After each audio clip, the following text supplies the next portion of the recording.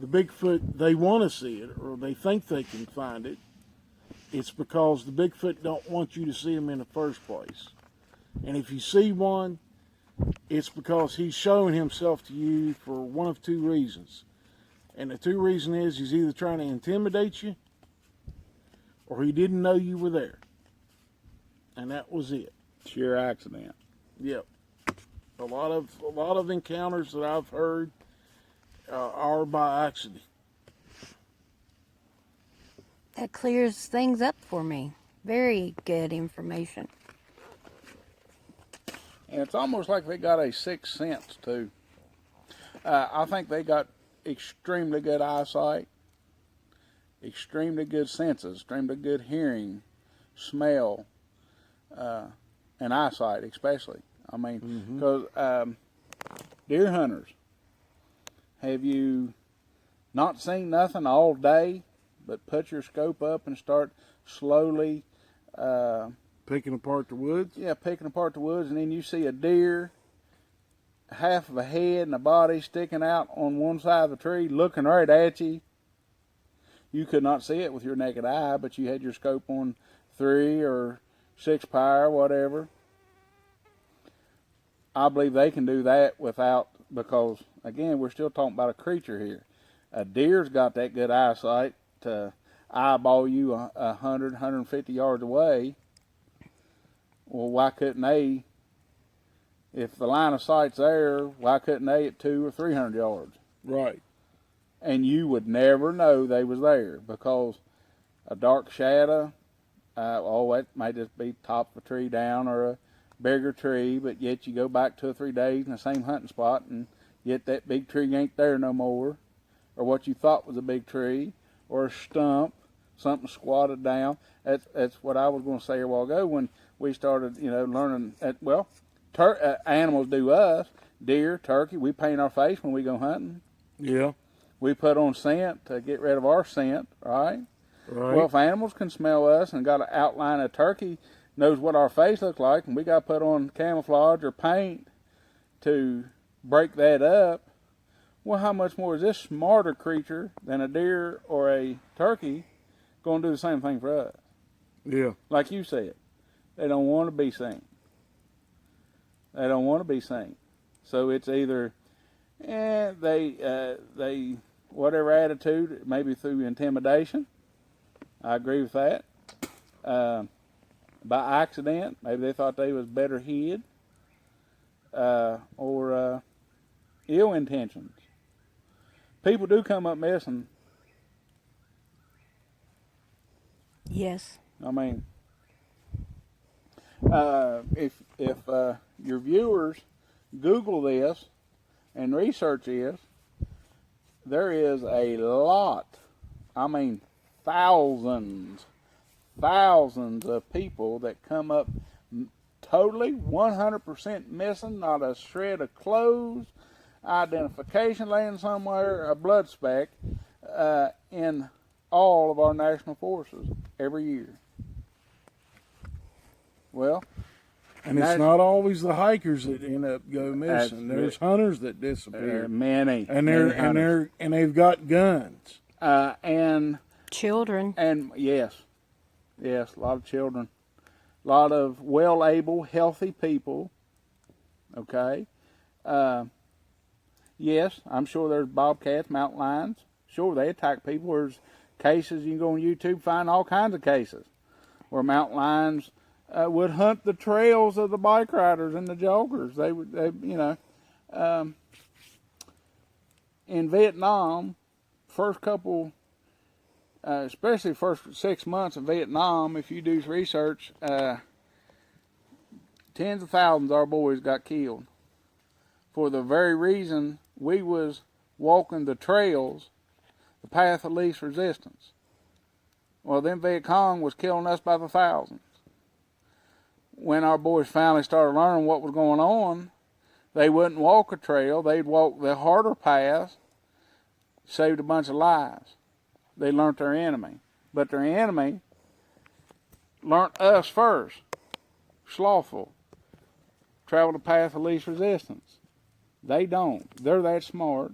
They understand that. They don't, you know, and when you take hunters, well-able people, even survive, you know, that can survive in a situation for 2 or 3 days if they really needed to, if they got hurt out hunting, thousands of these types of people come up missing in state parks. And a lot of these state parks, you ain't allowed to take a firearm in. Yeah. So, you know, you don't, and I like to mention this, if you don't care, we didn't talk about it. Can't remember the woman's name. I'll talk to you about her a few times. Your viewers could Google this. I believe she's out in, I'm wanting to say like Indiana. Uh-huh. I'm not for sure, but it's out west. Let me just put it that way. She's out west. She works for the government, and her job is, and her background, her schooling, everything is Native American history. A Native American history that you are not taught in school, and definitely did not see in a movie. Okay, Native American history of how the Native Americans had wars with Sasquatch, the hairy man. Years upon years having fights where the Sasquatch would steal their kids, eat them, kill them, you know, kill entire hunting parties. They would kill 5 or 6 of them Sasquatches. I mean, this stuff happened 700, 800, 900 years ago. And the thing, and she has been on the History Channel, Science Channel. She's been on quite a few different national TV shows. I mean, and this woman is hired, and she's employed by our federal government to collect this history, study it, do all this, okay, for years. I mean, she's been working for them for 25, 30 years. So, what was real interesting, and this woman said this exactly the way I'm getting ready to repeat it. She said, "This is very interesting, what I'm getting ready to tell you." She said, "It really shocked me," she said, "that when the Native Americans, and I mean all tribes, and a lot of tribes is no longer in existence." Did you just hear that down the wood? Yeah. It was deep, wasn't it? Yes, it was. Anyway, that the Native Americans, all tribes, and like I said, there's many tribes that's no longer, they're completely extinct. Okay, they're just no more. They made a peace treaty with Sasquatch. Agreed, and peace treaty is agreed hunting areas. But the agreed hunting was if say their Indian party, hunting party, would accidentally travel over into their hunting area, they wouldn't be a violent confrontation. They would just be a confrontation. Hey, you're on. This is ours. You need to get across the river or whatever. You know what I mean? Right. There would not be no violent confrontation. And that was pretty interesting. And this woman talked about that a few times. She said, you know, she mentioned that. She said that's very interesting that they would actually. So they had to communicate with language, right, to do that. Correct. I mean, there's only so much grunts and sign language and pointing that you can do to understand something. Okay. But this is another thing that she said that she thought was very interesting. It totally shocked her, and she said it was very interesting. And she used that term 2 times in a row. She said, "It's very interesting." Now she said, "I want y'all to hear this." And it's just like I'm telling y'all. I want you to hear this. She said what she thought was better than love, man. certain times. Sorry about that. We had a temporary malfunction. Now, what were you saying? I can You pick stopped. up where we left off. Okay. This woman that I was saying that works for our government to collect and study Native American history, okay, The true histories, like I said, stuff that you didn't read in books and you will not see in a movie. You will not be taught this in school. But they made a peace treaty with Sasquatch, and she said what she thought was another thing that she thought was so interesting, very interesting. She said, and I want y'all to listen when I tell y'all this. She said the designated hunting areas.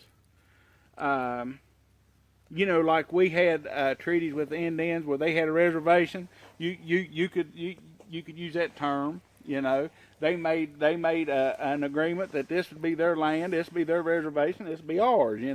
Right. But if we do happen to cross boundaries, we will confront one another, but not in violence. More or less, you're out of your boundary. You need to go back over here. You need to go across this stream or across this river or across that mountain. Right. But she said what was so interesting that she said just so happens. She said this is what is just so, and I'm not trying to blow this up or pump this up, but this is how this woman was describing this. She said, she was really putting the emphasis on understanding and paying attention to what she was getting ready to tell you. And she said all of the Sasquatch designated areas then just so happens to be the exact same areas that every federal national park owns today. So what she was doing, she was putting a connection there. Our government knows what's going on and has for hundreds and hundreds of years, and that, she was telling it without telling you. She said, what's the odds? She said, it's so strange that every documented area that was designated to Sasquatch that she had learned was exactly the boundaries of what national forest, designated federal land was, forestry. That's a very interesting point. Yeah. Now, what I'm talking about is I'm not talking about like federal land like West Vaco.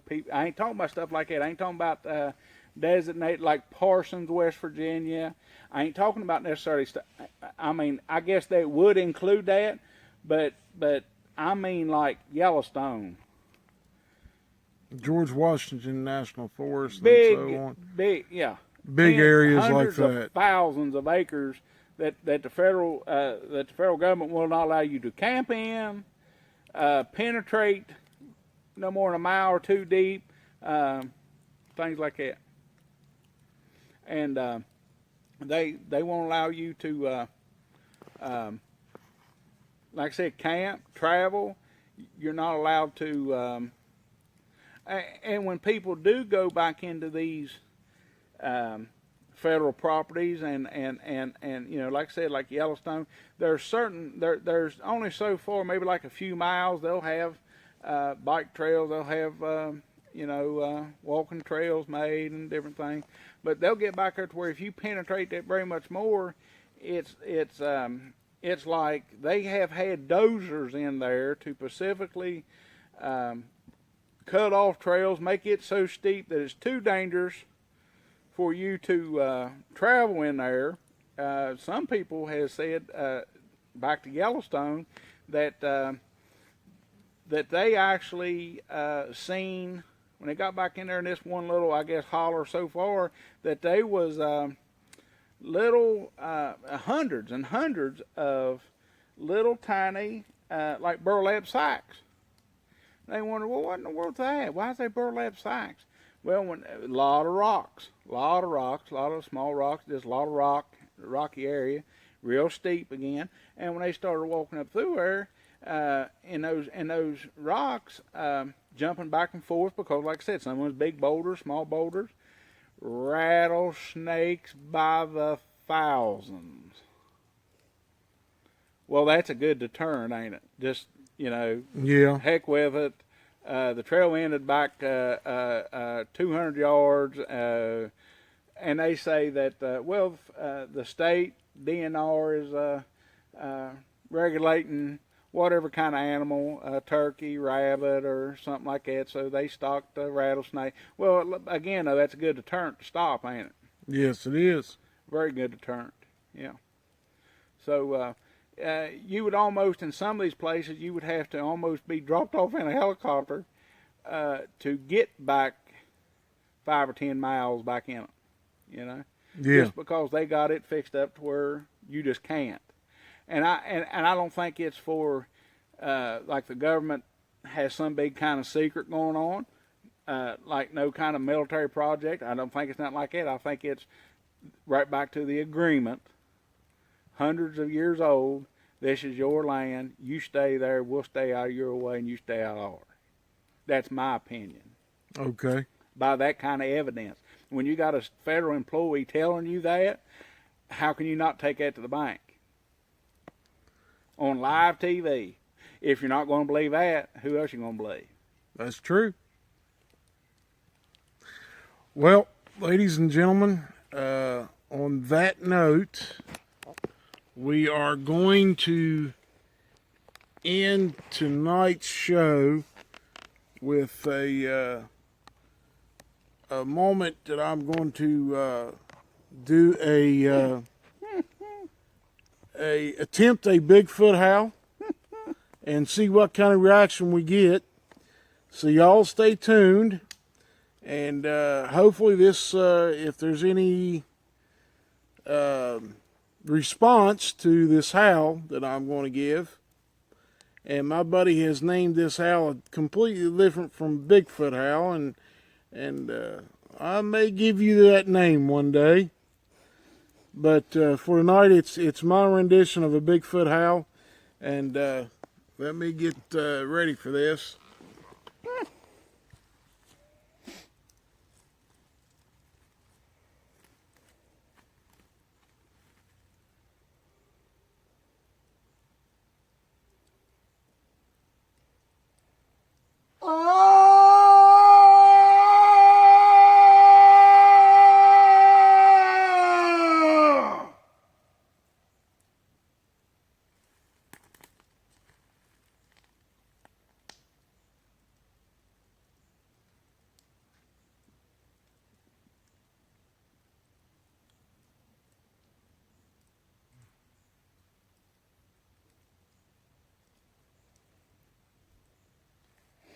I hope that camera picked that up.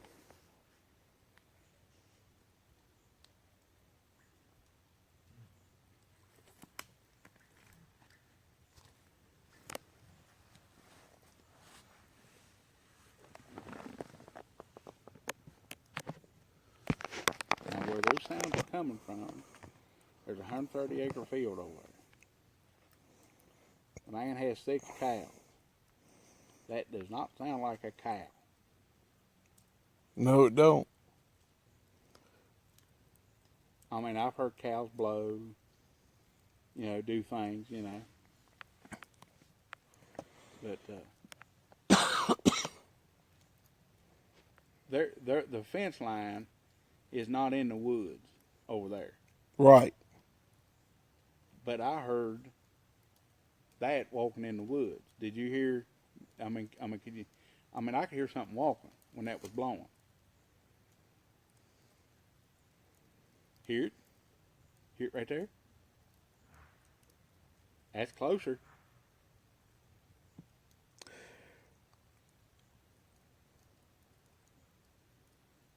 I've been around cows all my life. I just ain't. I've heard them blow their nose. That's far from a cow blowing his nose, in my opinion. Well, ladies and gentlemen, we're going to stop the show tonight at this point. Because that's no more than 150 yards from us right there.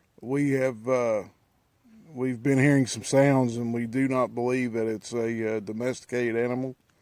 So we're going to stop the show here tonight, and we'll let you know about it on an update. And stop in and hear the update about Georgia. That'll be posted after this video is done, and then we'll give you an update on what we find tonight. Appreciate y'all coming, and come over to Discord Saturday night at 10 p.m. and listen to us. Y'all have a good night. We'll talk to you later. Bye-bye.